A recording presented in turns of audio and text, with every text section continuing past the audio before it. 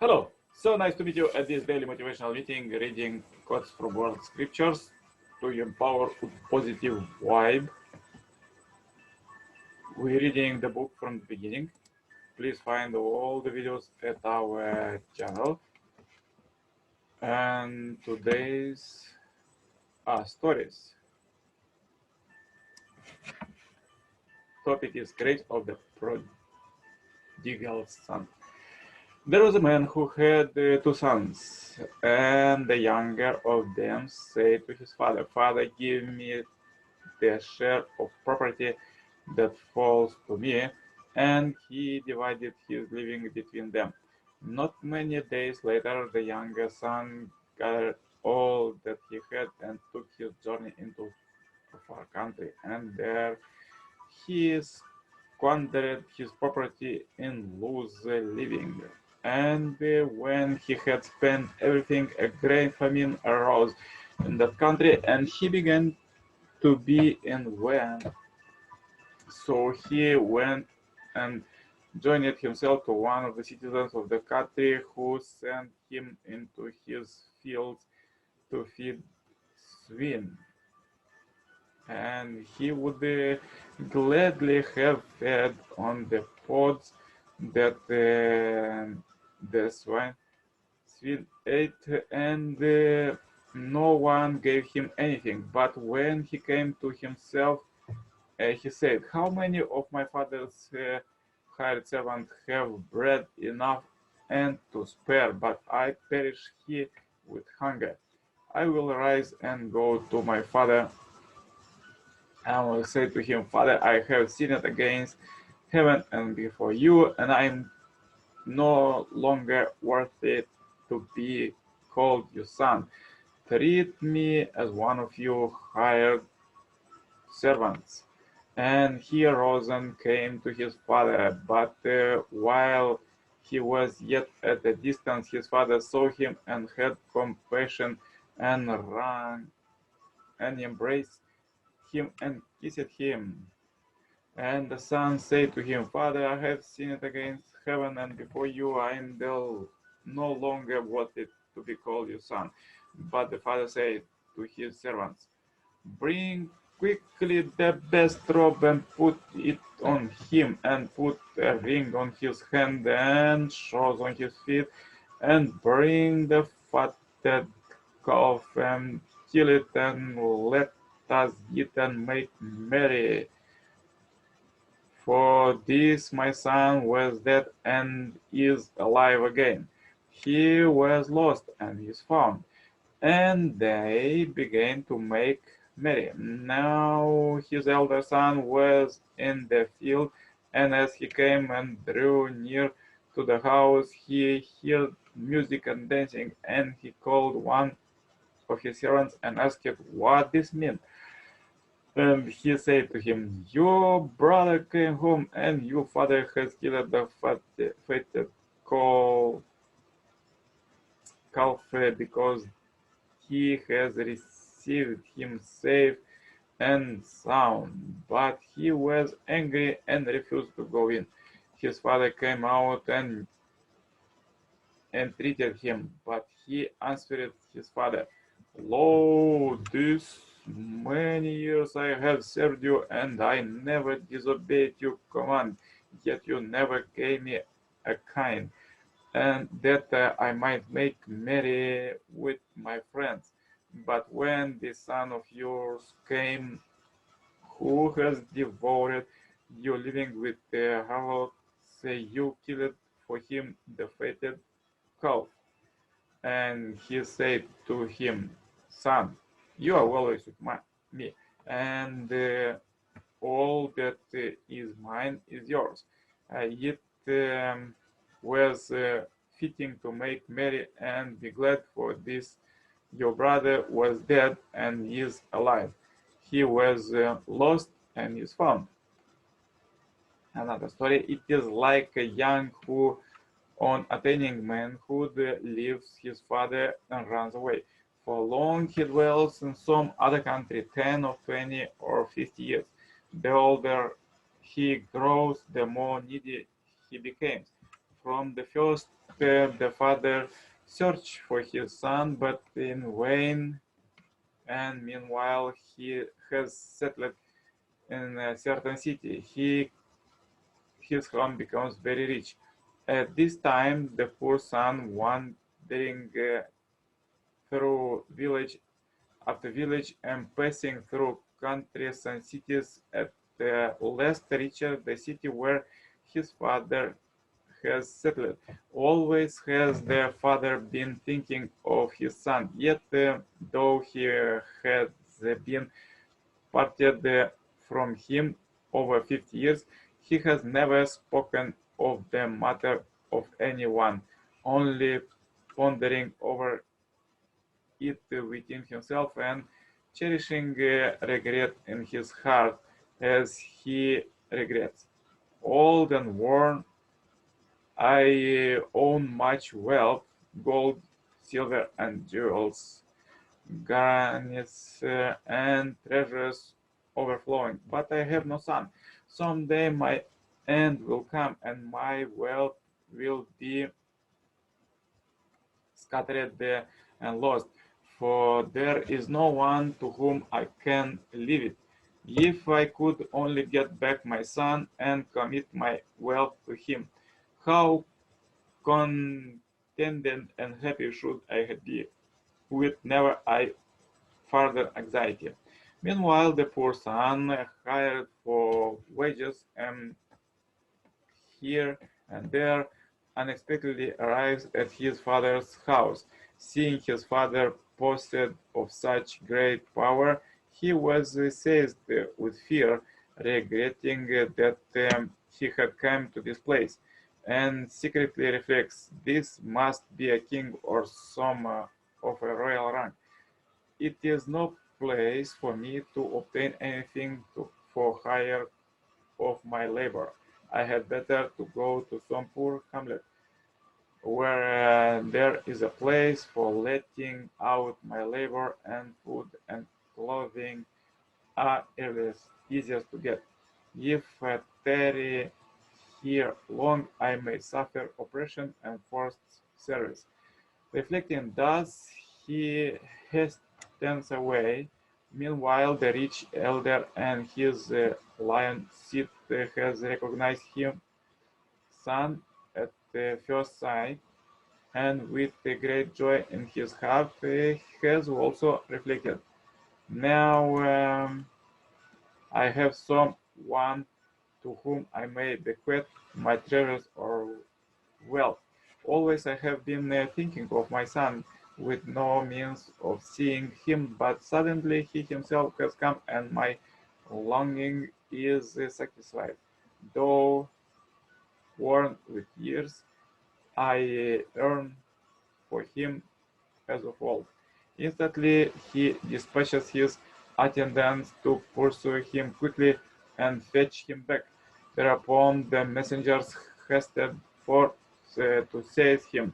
The poor son, surprised and scared, loudly cries his complaint. I have committed no offense against you. Why should I be arrested? The messengers, all the more hasted to lay hold of him and compel him to go back. Thereupon the poor son, thinking within himself that though he is innocent, yet he will be imprisoned, and that now he will surely die, is all the more terrified, fades away, and falls prostrate on the ground. The father, seeing his from afar, sends word to the messengers, I have no need for this man. Do not bring him by force. Sprinkle cold water on his face to restore him to consciousness, and do not speak to him any further. Wherefore the father know that his son's disposition is inferior, knowing that his own lordly position has caused distress to his son, yet convinced that he is his son, tactfully does not say to others, this is my son. A messenger said to the son, I not set you free, go wherever you will. The poor son is deliberate, thus obtaining the unexpected. He rises from the ground and goes a poor hamlet in search of food and clothing. Then the elder, desiring to attain his son, sets up a device. Secretly, he sends two men, doleful and shabby in appearance, saying, You go and visit that place and gently say to the poor man, There is a place for you to work here. We will hire you for scavenging, and we both also will work along with you. Then the two messengers go and search the poor son, and having found him, place before him the above proposal. Thereupon the poor son, having receiving his wages beforehand, joined with them in removing a refuse heap. His father, behold, the son is struck with compassion for and wonder at him. Another day he seeth at the distance through a window his son figure ground lorn and oil filthy and unclean with dirt and dust. Thereupon he takes off his strings of jewels, his soft pattern, and puts on a coarse torn on dirty garment, smears his body with dust, takes a bucket in his right hand, and with an appearance fear inspired says to the laborers, Get on with your work, don't be lazy. By such a device he gets near to his son, to whom he afterwards say, Oh my man, you stay and work here, do not go again elsewhere.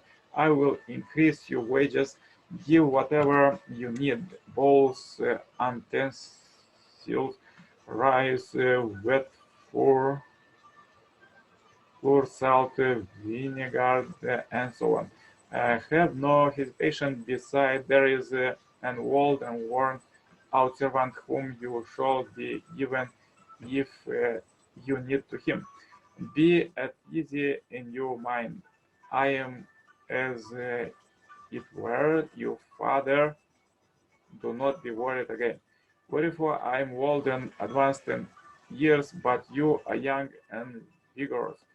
All the time you have been working, you have never been deceitful, lazy, angry, or grumbling.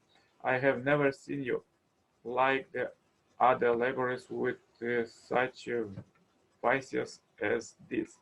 From this time forth, you shall be as my own begotten son. Therefore, the elder gives him a new name and calls him a son. Then the poor son thought he rejoices at this happening, still thinks of himself as a humble hireling. For this reason, during 20 years he continues to be employed in scavenging. After this period, there grows mutual confidence between them, and he goes in and out and at his easy tone his abode still in a small hut. Then the elder becomes ill, and knowing that he will die before long, says to the poor son, Now I possess abundance of gold, silver, and precious things, and my granaries and treasures are full to overflowing. The quantities of these things and the amounts which should be received and given. I want you to understand in detail. Such is my mind, and you must agree to this my wish. Wherefore, because now I and you are in the same mind, be increasingly careful so that there be no waste. The poor man accepted his instruction and commands and became acquainted with all the goods, but has no idea of expecting to inherit as much as a meal, while his abide is still the original place, and he is yet unable to abandon his sense of inferiority. After a short time has again passed, the father notices that his son's ideas have gradually been enlarged, his aspirations developed, and that he despises his previous state of mind. On seeing that his own end is approaching, he commands his son to come and gather together his relatives and the king's ministers, warriors, and citizens. When they are all assembled, he addressed them, saying, "Now, gentlemen, this is my son, begotten by me. It is over 50 years since from a certain city he left me and ran away to endure loneliness and misery. His former name was so and so, and my name was so and so. At that time in that city I sought him sorrowfully. Suddenly in this place I met and regained him. This is really my son, and I am really his father. Now all the wealth which I possess belong entirely to my son, and all my previous disbursements and receipts are known by this son. When the poor son heard these words of his father, great was his joy at such unexpected news, and thus he thought, without any mind for or effort on my part, these treasures now came of themselves to me. What one, the very rich elder is the Tathagata, and we are all his Buddha's son. The Buddha has always declared that we are his sons, but because of these sufferings in the mind of birth and death, we have borne all kind of torments, and being deluded and ignorant and enjoying our attachments to trifles. Today, the world honors one who has caused us to ponder over the removal, the dirt of all the varying discussions of inferior things. In this, we have hitherto been diligent to make progress and have got as it were a day pay for our effort to reach nirvana. Obtaining this, we greatly rejoiced and were contented, saying to ourselves, for our diligences and progress in the Buddha law, what we have received is ample.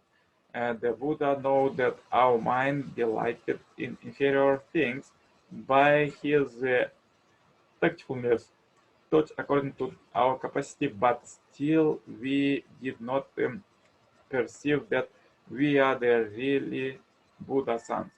Therefore, we say that though we had no mind to hope or expect it, yet no one now the great treasure of the King of the Law has of itself come to us, and such things that Buddha sons should obtain, we have all obtained.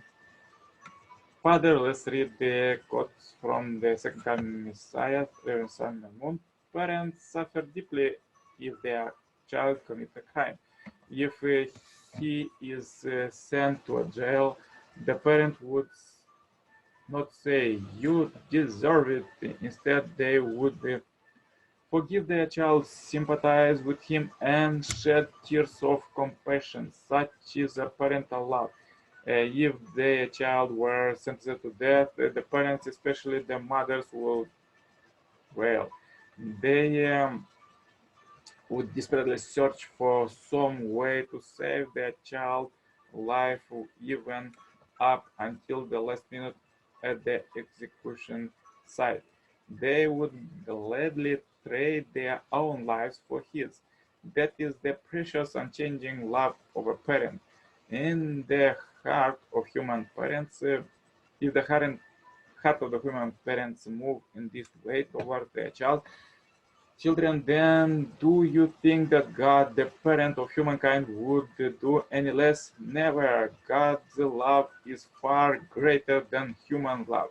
Surely the love of God surpasses the love of any earthly parent. God has seen toiling to recover humankind, even though we deserve to die thousands of times in the realm of death. Never forget that when God comes to us in the realm of death, He brings us sometimes more precious than anything in the world.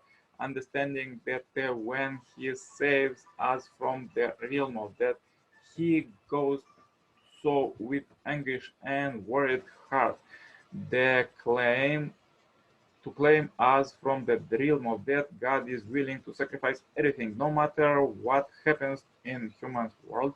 God is patient because He is who He is. He sees many tragic and heartbreaking things, yet He remains calm and composed, never losing His dignity. If God were to open His mouth and express his suffering, he could pour out tragic stories for millions of years, weeping all the while. Would God weep out of self-pity? No, God weeps only for humankind, his children. God is our parent. That is why he loves us, although he is high above us.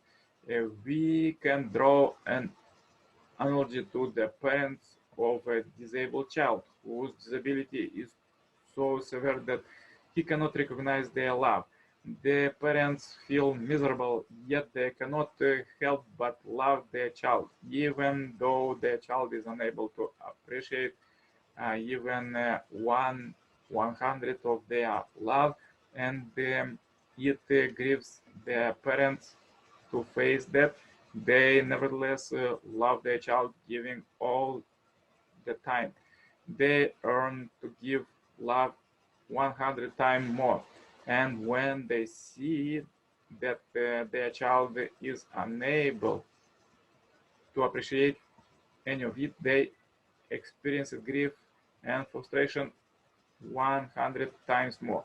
Parents learn to love a child who can fully unite with their love, but parents of a child who cannot relate to their love experience only pain and sorrow. Truly, there is no greater heartbreak.